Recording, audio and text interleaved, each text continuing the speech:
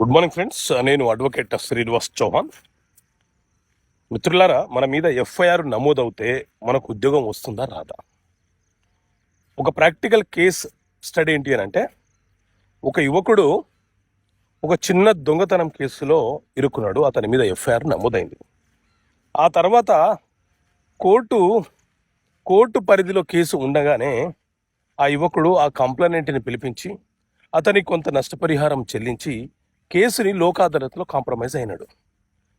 Compromise అయిపోయిన ఏడాది తర్వాత ఆ పిల్లవాడికి ప్రభుత్వ ఉద్యోగము, కానిస్టేబుల్ ఉద్యోగం వచ్చింది. ఎస్బీ ఎంక్వైరీలో అతని మీద ఎఫ్ఐఆర్ నమోదై ఉంది అని చెప్పి ఆ ఉద్యోగాన్ని హోల్డ్ చేసేసారు, అతనికి ఇవ్వలేదు. సో మిత్రులారా, ఏదైనా ఒక ఎఫ్ఐఆర్ మన మీద నమోదవుతే ఆ ఎఫ్ఐఆర్ని రద్దు చేయించుకోవాలి, కానీ కేసుని కాంప్రమైజ్ కావద్దు. కేసు కాంప్రమైజ్ అయ్యారు అని అంటే దాని అర్థం ఏంటి అని అంటే మనము నేరం ఒప్పుకున్నట్లు అర్థం. కాబట్టి సివిల్ కేసులలో కాంప్రమైజ్ అయితే సమస్య పరిష్కారం దొరుకుతుంది. క్రిమినల్ కేసులలో కాంప్రమైజ్ అయితే ఒకవేళ మనం నేరస్తులుగా ఎఫ్ఐఆర్ నమోదై ఉంటే మనకు నష్టమే జరుగుతుంది, కానీ లాభం జరగదు. మనం నేరం ఒప్పుకున్న వాళ్ళం అవుతాము.